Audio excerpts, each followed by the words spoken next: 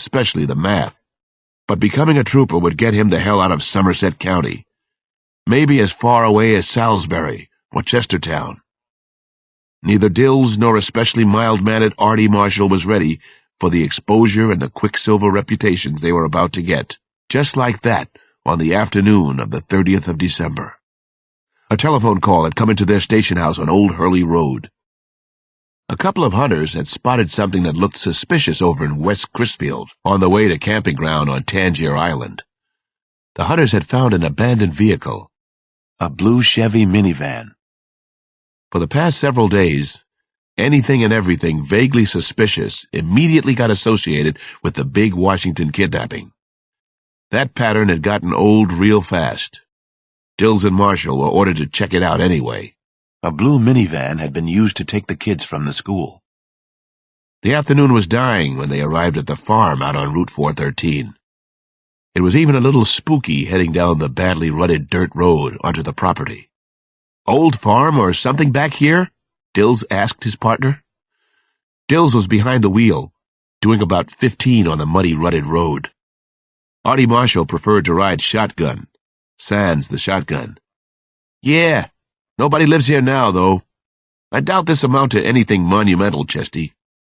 "That's the beauty of the job," Chester Dills said. "You never know. Monumental is always out there somewhere." He had a short-standing habit of making everything a little more glamorous than it actually was. He had his dream and all his big ideas, but Artie Marshall thought of them more as the immaturity of a younger man. They arrived at the dilapidated barn that the hunters had mentioned in their call to the station. "Let's go for a look-see," Marshall said, trying to match the younger officer's enthusiasm. Chester Dills hopped out of the squad car. Artie Marshall followed, though not at the same sprightly pace. They approached a badly faded red barn, a low building that looked as if it had sunk a couple of feet into the ground since its heyday. The hunters had stopped at the barn to get out of the rainstorm earlier that afternoon. Then they had called the police.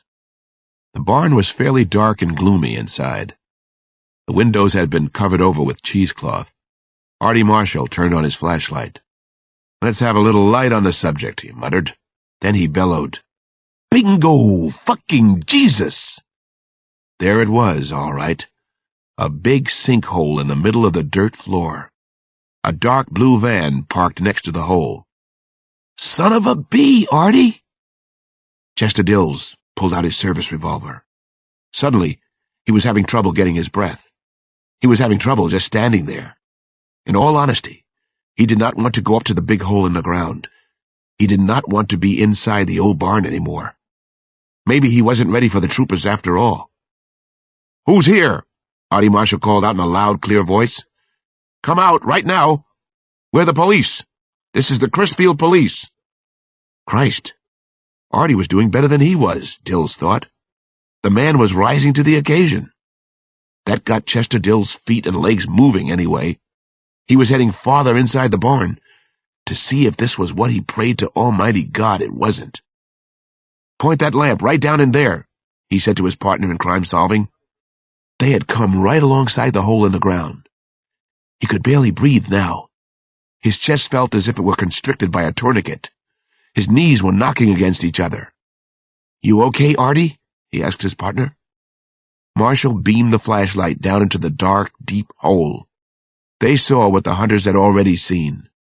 There was a small box, almost a casket, in the sinkhole. The wooden case, or casket, was wide open, and it was empty. "What the hell is that thing?" Dills heard himself asking. Artie Marshall bent down closer. He aimed the flashlight beam directly into the hole. Instinctively, he looked around. He checked his back. Then his attention went to the black hole again. Something was down at the bottom of the hole. Something that looked bright pink or red. Marshall's mind was racing. "It's a shoe! Christ, it must be the little girl's. This must be where they kept Maggie Rose Dunn. This is where they kept those two kids," he finally spoke to his partner. "We found it, Chesty." And they had. Along with one of Maggie Rose's pretty in-pink sneakers. The old trusty-dusty Reebok sneakers that were supposed to help her blend in with the other kids at Washington Day School. The really weird part was that the sneaker looked as if it had been left there to be found. Part 2. The Son of Lindbergh. Chapter 26. When Gary was very upset, he retreated into his beloved boyhood stories and powerful fantasies. He was very upset now. His master plan seemed to be racing out of control. He didn't even want to think about it. Speaking in a whisper, he repeated the magical words from memory. The Lindbergh farmhouse glowed with bright, orangish lights. It looked like a fiery castle. But now, the taking of Maggie Rose is the crime of the century. It simply is. He'd had a fantasy about committing the Lindbergh kidnapping as a boy. Gary had even committed it to memory. That was the beginning of everything. A story he had made up when he was 12 years old. A story he had told himself over and over to keep from going insane. A daydream about a crime committed 25 years before he was born. It was pitch black in the basement of his house now. He had gotten used to the dark. It was livable. It could even be great. It was 6:15 p.m., a Wednesday, January 6th, in Wilmington, Delaware. Gary was letting his mind wander now. Letting his mind fly. He was able to visualize every intimate detail of Lucky Lindy and Anne Morrow Lindbergh's farmhouse in Hopewell. He'd been obsessed with the world-famous kidnapping for so long, ever since his stepmother had arrived with her 2 spoiled bastard kids, ever since he was first sent down to the cellar, where bad boys go to think about what they did wrong. He knew more than anyone alive about the 30s kidnapping. Baby Lindbergh had eventually been dredged up from a shallow grave only 4 miles from the New Jersey estate. Ah, but was it really Baby Lindbergh? The corpse they'd found had been too tall, 33 inches to only 29 for Charles Jr. No one understood the sensational, unsolved kidnapping. To this day. And that was the way it would be with Maggie Rose Dunn and Michael Goldberg. No one was ever going to figure it out. That was a definite promise. No one had figured out any of the other murders he'd done, had they? They got John Wayne Gacy Jr. after over 30 murders in Chi-Town. Jeffrey Dahmer went down after 17 in Milwaukee. Gary had murdered more than both of them put together, but no one knew who he was, or where he was, or what he planned to do next. It was dark down in his cellar, but Gary was used to it. The cellar is an acquired taste, he'd once told his stepmother to make her angry. The cellar was like your mind would be after you died. It could be exquisite if you really had a great mind, which he certainly did. Gary was thinking about his plan of action, and the thought was simple. They hadn't really seen anything yet. They better not blink. Upstairs in the house, Missy Murphy was trying her best not to be too angry at Gary. She was making cookies for their daughter Ronnie and the other neighborhood kids. Missy was really trying to be understanding and supportive. One more time. She had been trying not to think of Gary. Usually when she baked, it worked. This time it didn't. Gary was incorrigible. He was also lovable, sweet, and bright as a 1,000-watt bulb. That was why she had been attracted to him in the first place. She'd met him at a University of Delaware mixer. Gary had been slumming at Delaware. He'd come down there from Princeton. She never talked to anyone so smart in her life. Not even her professors at school were as smart as Gary. The really endearing part of him was why she had married him in 1982. Against the advice of everybody. Her best friend Michelle Lowe believed in tarot cards, reincarnation, all that stuff. She'd done their horoscopes, Gary's and hers. "Call it off, Missy," she'd said. "Don't you ever look in his eyes?" But Missy had gone ahead with the wedding, gone against everybody's advice. Maybe that was why she'd stuck with him through thin and thinner. Thinner than anyone had a right to expect her to put up with. Sometimes, it was as if there were a couple of Garys to put up with. Gary and his unbelievable mind games. Something real bad was coming now, she was thinking, as she spilled in a full bag of morsels. Any day now, he was going to tell her he'd been fired from his job.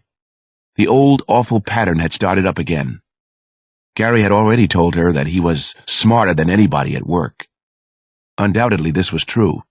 He told her he was zooming ahead of everybody.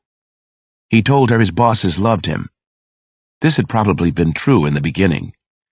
He told her they were going to make him a district sales manager soon. This was definitely one of Gary's stories. Then, trouble. Gary said his boss was starting to get jealous of him. The hours were impossible. That was true enough. He was away all week and some weekends. The danger pattern was in full gear. The sad part was that if he couldn't make it at this job, with this boss, how could he possibly make it anywhere? Missy Murphy was certain that Gary would come home any day now and tell her he'd been asked to leave again. His days as a traveling sales rep for the Atlantic Heating Company were definitely numbered. Where would he find work after that? Who could possibly be more sympathetic than his current boss, her own brother Marty? Why did it have to be so hard all the time? Why was she such an all-day sucker for the Gary Murphys of this world? Missy Murphy wondered if tonight was the night. Had Gary already been fired again? Would he tell her that when he got home from work tonight? How could such a smart man be such an unbelievable loser, she wondered. The first tear fell into the cookie mix, then Missy let the rest of Niagara Falls come. Her whole body began to tremble and heave. Chapter 27. I'd never had much trouble laughing at my frustrations as a cop or a psychologist. This time it was a lot tougher to take in stride. Soniji had beaten us down south, in Florida and Carolina. We hadn't gotten Maggie Rose back. We didn't know if she was alive or dead. After I was debriefed for 5 hours by the Federal Bureau, I was flown up to Washington, where I got to answer all the same questions from my own department. One of the last inquisitors was Chief of Detectives Pittman. Tehefe appeared at midnight. He was all showered and shaved for the occasion of our special meeting. "You look like absolute hell," he said to me. Those were the first words out of his mouth. "I've been up since yesterday morning," I explained. "I know how I look. Tell me something I don't already know." I knew that was a mistake before the words got out. I don't usually lead with my chin, but I was groggy and tired and generally fucked up by that time. The Jefe leaned forward on one of the little metal chairs in his conference room. I could see his gold fillings as he spoke to me. "Sure thing, Cross. I have to blow you off the kidnapping case. Right or wrong, the press is pinning a lot of what went haywire on you and us. The FBI isn't taking any of the heat. Thomas Dunn's making a lot of noise, too. Seems fair to me. The ransom's gone. We don't have his daughter." "Most of that is pure bullshit," I told Chief Pittman. "Soniji asked for me to be the contact. Nobody knows why yet. Maybe I shouldn't have gone, but I did. The FBI blew the surveillance, not me." "Now tell me something I don't already know," Pittman came back. "Anyway, you and Sampson can go back on the Sanders and Turner murders. Just the way you wanted it in the first place. I don't mind if you stay in the background on the kidnapping. That's all there is to talk about." The Jefe said his piece, and then he left. Over and out. No discussion of the matter. Sampson and I had been put back in our place. Washington, southeast. Everybody had their priorities straight now.